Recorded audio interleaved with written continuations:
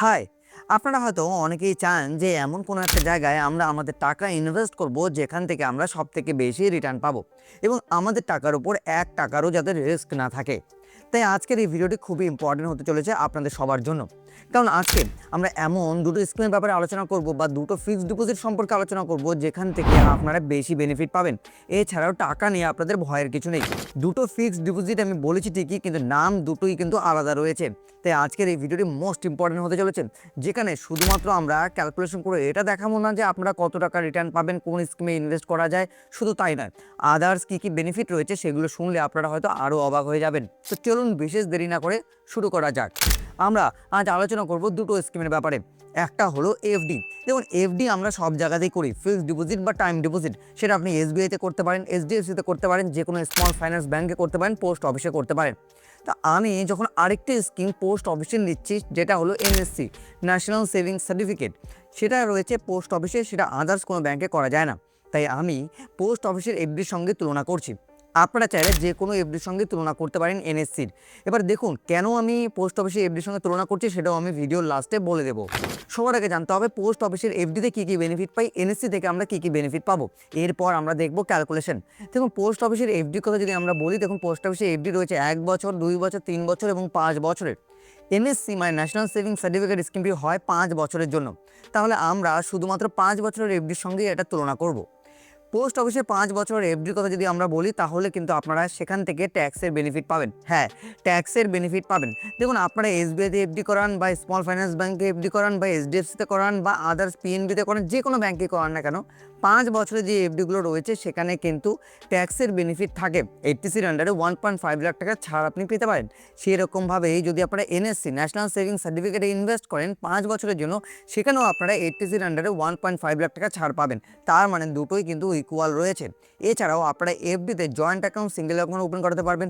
আবার আপনারা এনএসসিতেও জয়েন্ট অ্যাকাউন্ট এবং সিঙ্গেল অ্যাকাউন্টও ওপেন করাতে পারবেন। আপনারা যদি এসবিআইতে এফডি করান বা পোস্ট অফিসে এফডি করান, যেখানে এফডি করান না কেন, যে কোনো সময় ভাঙতে পারবেন, তার জন্য আপনাকে কিছু পেনাল্টি পে করতে হবে।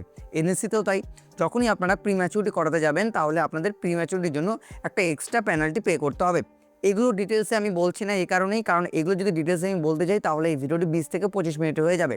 আপনারা পোস্ট অফিসের এফডি বলুন বা এসবিআইয়ের এফডি বলুন, আলাদা আলাদা ভিডিও বানিয়ে রেখেছি। এনএসসি নিয়েও আলাদা ভিডিও বানিয়ে রেখেছি, ডেসক্রিপশন বক্সে লিঙ্ক দিয়ে রাখবো সবগুলো ভিডিওর। সেগুলো একবার করে চেক করে নেবেন যদি আপনারা ইনভেস্ট করার কথা ভাবেন তাহলেই। যদি আপনারা ব্যাংকে এফডি ওপেন করাতে চান, তাহলে আপনারা আপনাদের মোবাইল অ্যাপ দিয়ে এফডি ওপেন করাতে পারবেন। অনেকেই মোবাইল অ্যাপ দিয়ে এফডি ওপেন করাতে চান না, তার জন্য আপনাদেরকে ব্যাংক ভিজিট করতে হবে। যদি আপনার পোস্ট অফিসে অ্যাকাউন্ট হয় এফডি করাতে চান, তাহলে আপনাকে পোস্ট অফিস ভিজিট করতেই হবে।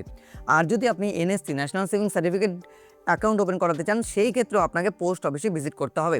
পোস্ট অফিসে এফডি যদি ওপেন করাতে চান বা যে কোনো ব্যাঙ্কে এফডি ওপেন করাতে চান বা এনএসসিতে অ্যাকাউন্ট ওপেন করাতে চান, সেই ক্ষেত্রে কিন্তু আপনারা আধার কার্ড, প্যান কার্ড এবং আদার্স কিছু ডকুমেন্টস, মানে করুন ফটো, তারপর আপনার সিগনেচার, কত টাকা আপনি ডিপোজিট করাচ্ছেন সেই টাকাটা, এগুলো নিয়ে গেলেই অ্যাকাউন্ট ওপেন হয়ে যাবে। 5 থেকে 10 মিনিটের মতো সময় লাগে। তাহলে বড় একটা প্রশ্ন আসে যে তাহলে আমরা কোথায় ইনভেস্ট করব বা কীরকম ইন্টারেস্ট দিচ্ছে। তো এত কিছু জানার তো আমাদের দরকার নেই, সব কিছু তো সেমই রয়েছে।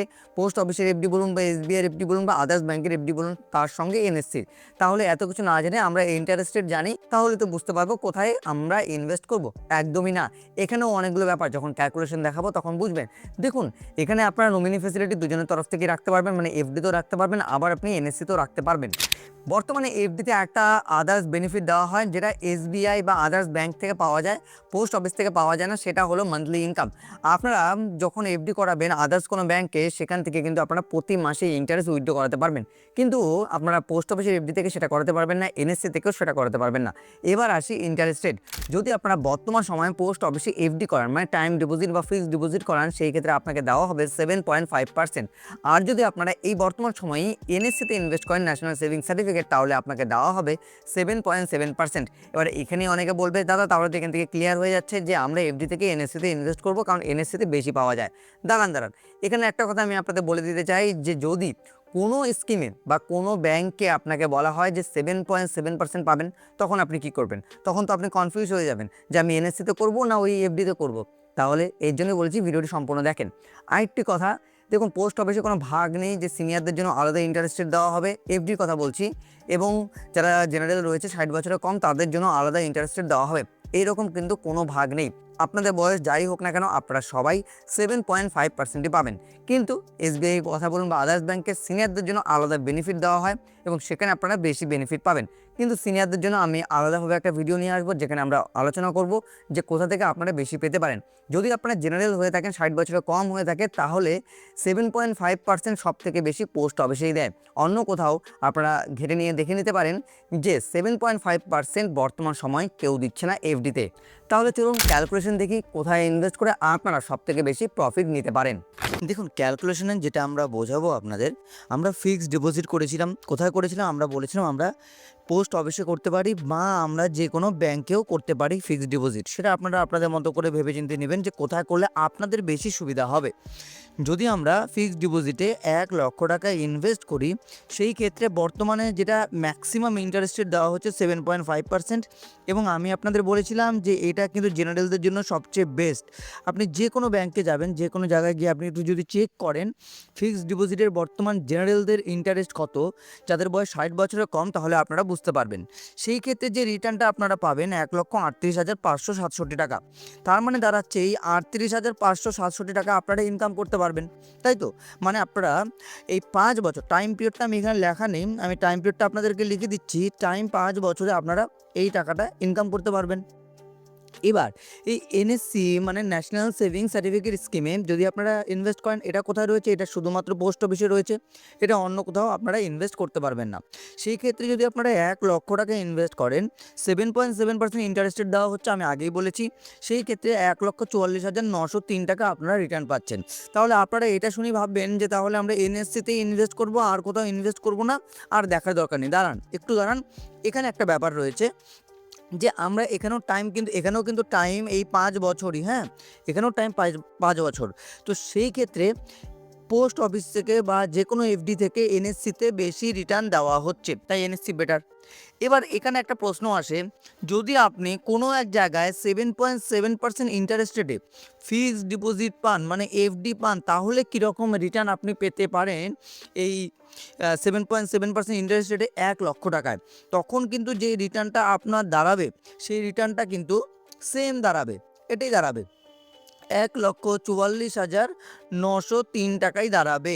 হ্যাঁ, আপনি যদি যে কোনো ব্যাংকে, সেটা এসবিআই হোক, এইচডিএফসি হোক বা আদার্স যে কোনো ব্যাংকে যদি আপনারা এফডি করান এবং আপনাকে বলা হয় আপনার বয়স 60 বছরের কম, তাও যদি আপনাকে বলা হয় 7.7% ইন্টারেস্ট রেট আপনি পাবেন, তাহলে এনএসসি আর এই এফডি সেম, এদের মধ্যে কোনো তফাৎ নেই।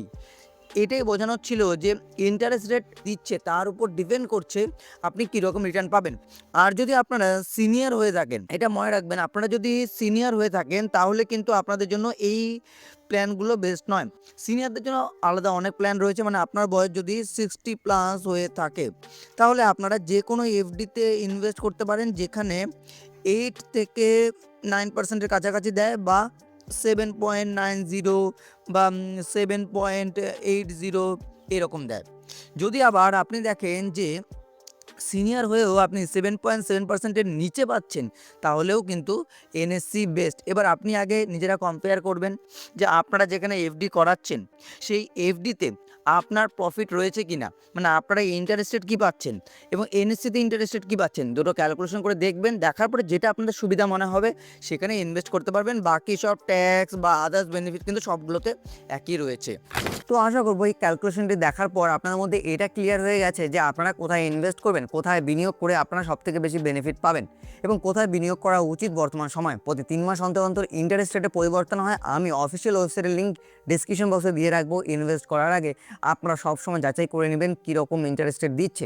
আমি যেই ভিডিওতে যে ইন্টারেস্টের কথা বলেছি এবং সেই বুঝে ক্যালকুলেশন দেখিয়েছি, ইন্টারেস্ট রেট পরিবর্তন হলে ক্যালকুলেশন আলাদা হবে, হিসেব আলাদা হবে, রিটার্ন আলাদা হবে। সেই ক্ষেত্রে কিন্তু আপনারা অসুবিধায় পড়তে পারেন। তাই আগে আপনারা দেখে নেবেন ইন্টারেস্ট রেট কী রয়েছে, তারপর আপনারা ইনভেস্ট করবেন। তাহলে কেমন লাগলো আজকের এই ভিডিওটি? যদি আপনাদের এই ভিডিওটি ভালো লেগে থাকে এবং আপনাদের বুঝতে সুবিধা হয় যে কোথায় ইনভেস্ট করে আপনারা সবথেকে বেশি রিটার্ন পাবেন, তাহলে এই চ্যানেলটিকে সাবস্ক্রাইব করে লাইক এবং শেয়ার করে দেবেন বন্ধু বান্ধবদের সাথে। অনেকে রয়েছেন যারা এই ভিডিওটি দেখেন এবং এই চ্যানেলটির সঙ্গে জুড়ে রয়েছেন কিন্তু সাবস্ক্রাইব করেননি, তারা এই চ্যানেলটিকে সাবস্ক্রাইব করে আমাদেরকে সাপোর্ট করুন একটু, যাতে এরকম ভিডিও ভবিষ্যতে আমরা আরও আপনাদের জন্য নিয়ে আসতে পারি। ভিডিওটি দেখার জন্য আপনাদের সকলকে অসংখ্য অসংখ্য ধন্যবাদ।